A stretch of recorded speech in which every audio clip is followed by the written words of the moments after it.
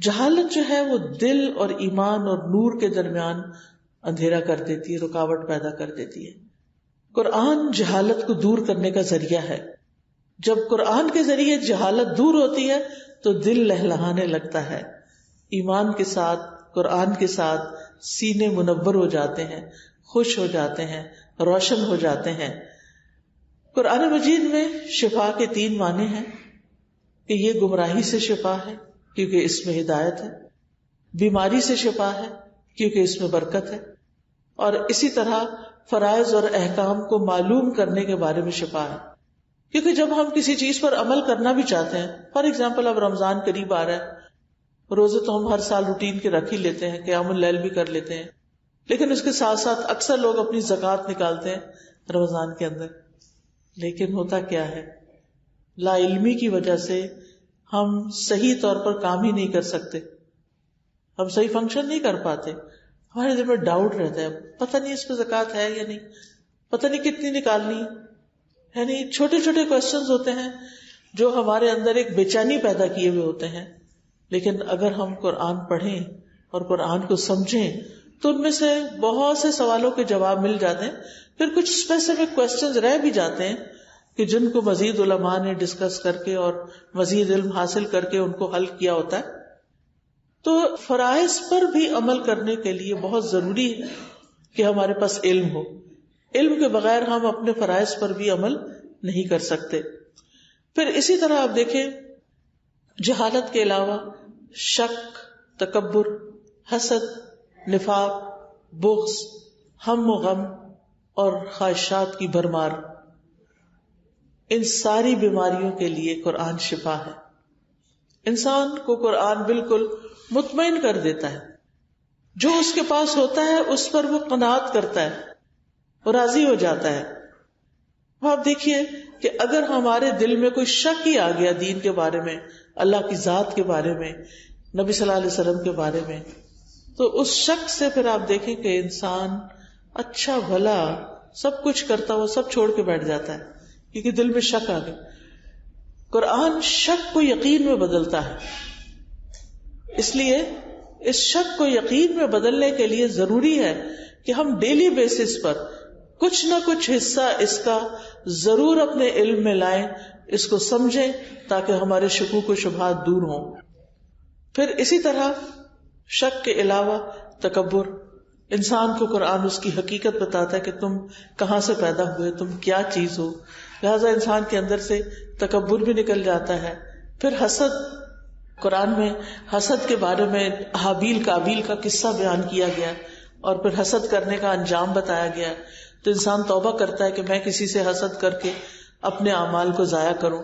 پھر اسی طرح ابلیس کا قصہ بتایا گیا کہ جس کو آدم علیہ السلام سے حسد ہوا اور اس نے اپنا مستقبل خراب کر دیا اور ایگو کا شکار ہو گیا.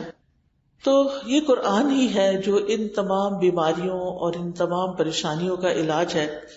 اور ابن قیم تو کہتے ہیں کہ چاہے دل کی بیماری ہو چاہے کوئی جسمانی بیماری ہو، کوئی بیماری ایسی نہیں جس کا علاج قرآن سے ممکن نہ ہو. وہ تو پورے یقین کے ساتھ کہتے ہیں کیونکہ اللہ تعالیٰ نے فرما دیا ہے کہ یہ شفا ہے، تو یہ شفا ہے اور اس سے شفا حاصل کرنی چاہیے. پھر اسی طرح یہ ہے کہ وہ یہ بھی کہتے ہیں کہ قرآن کے ہر حرف میں شفا ہے. یعنی آپ کہیں سے بھی پڑھنا شروع کر دیں اور کسی بھی قسم کی بیماری رب کے کلام کا مقابلہ نہیں کر سکتی، اس کے آگے نہیں ٹھہر سکتی. اور کیونکہ یہ وہ کلام ہے کہ اگر پہاڑ پر بھی اتار دیا جاتا تو پہاڑ ٹکڑے ٹکڑے ہو جاتا، تو باقی بیماریاں اس کے آگے کیسے ٹھہر سکتی.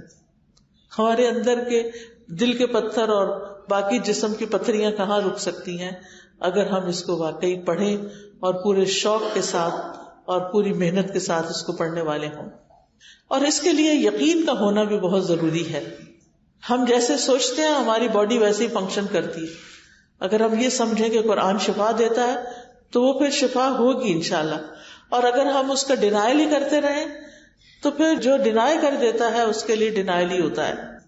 پھر اسی طرح قرآن بہترین رقیہ بھی ہے. رقیہ کہتے ہیں دم کو، یعنی اگر انسان کو کوئی ایسی بیماریاں لاحق ہو گئی ہیں کہ جن کا علاج نیلی پیلی گولیوں میں نہیں ہے، یعنی دوائیوں میں نہیں ہے، تو ایسی صورت میں جیسے نظر بد ہے یا جادو ہے یا جنوں کا چمٹنا ہے اور اس کے نتیجے میں کچھ بیماریوں کا پیدا ہونا ہے، تو اس کے لیے رقیہ بہت فائدہ مند ہے. رقیہ جو ہے آیات شفا یا رقیہ ایک ہی چیز ہے. آئی ڈونٹ نو کہ آپ نے الہدا کے وہ چھوٹے چھوٹے کارڈز دیکھے ہوں گے یا نہیں جس میں آیات شفا لکھا ہوتا ہے. اگر کسی بیمار کے پاس ان کو پڑھا جائے یا بیمار خود اپنے لیے پڑھے تو وہ بہت فائدے کی چیز ہے. حضرت عائشہ کہتی ہیں کہ رسول اللہ صلی اللہ علیہ وسلم ایک مرتبہ ان کے پاس تشریف لائے تو دیکھا کہ ایک عورت حضرت عائشہ کا علاج کر رہی ہے یا ان کو کوئی دم کر رہی ہے. تو آپ نے فرمایا کتاب اللہ یعنی قرآن کے ساتھ اس کا علاج کرو. اگر تمہیں دم کرنا ہی ہے تو قرآن پڑھ کر اس پر دم کرو. اور اس میں سب سے بہترین جو ہے وہ سورۃ الفاتحہ ہے. یعنی اگر انسان سورۃ الفاتحہ پڑھ کر دم کرتا ہے تو انشاءاللہ فائدہ مند ہوگا، کیونکہ سورۃ الفاتحہ کو الشفا بھی کہا گیا ہے. اور اس میں ایک واقعہ بھی آتا ہے صحیح البخاری میں کہ نبی صلی اللہ علیہ وسلم کے چند صحابہ عربوں کے ایک قبیلے کے پاس سے گزرے. قبیلے والوں نے ان کی کوئی ضیافت نہیں کی. اس زمانے میں ہوٹل ریسٹورینٹس نہیں ہوتے تھے. مسافروں کے لیے راہ چلتے جن لوگ کے گھر ہوتے تھے وہی ان کو ٹھہراتے تھے، کھلاتے پلاتے تھے. تو اب یہ کہ وہ ایک قبیلے کے پاس سے گزرے، قبیلے والوں نے ان کی کوئی ضیافت نہیں کی، ان کی کوئی مہمانی نہیں کی. کچھ دیر بعد قبیلے کے سردار کو بچھو نے کاٹ لیا. اب قبیلے والوں نے ان صحابہ سے کہا کیا آپ لوگوں کے پاس کوئی دوا یا کوئی دم کرنے والا ہے؟ صحابہ نے کہا کہ تم لوگوں نے ہماری ضیافت نہیں کی، ہم بھی اس وقت تک تمہارا دم نہیں کریں گے جب تک تم اس کی مزدوری نہ مقرر کرو. چنانچہ انہوں نے چند بکریاں دینا منظور کر لی. پھر اس کے بعد آپ سورۃ الفاتحہ پڑھنے لگے. پڑھ کے اپنا لعاب اس جگہ پر لگاتے جاتے تھے جہاں ڈنگ کاٹا تھا. چنانچہ وہ شخص جو تھا تندرست ہو گیا.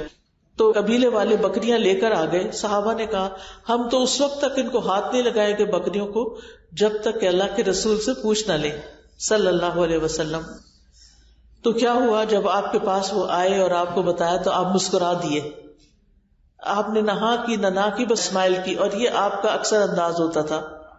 اور پھر آپ نے فرمایا کہ تمہیں کیسے معلوم ہوا کہ سورۃ فاتحہ سے دم ہو سکتا ہے؟ ان بکریوں کو لے لو اور ان میں میرا حصہ بھی لگاؤ. یعنی ازراہ تفنن آپ نے کہا تاکہ ان کے دلوں میں اس کی کوئی برائی نہ رہے. اسی طرح سورۃ البقرہ میں شفا ہے. رسول اللہ صلی اللہ علیہ وسلم نے فرمایا سورۃ البقرہ پڑھا کرو کیونکہ اس کا پڑھنا باعث برکت ہے، اس کا چھوڑنا باعث حسرت ہے، اور جادوگر اس کو حاصل کرنے کی طاقت نہیں رکھتے.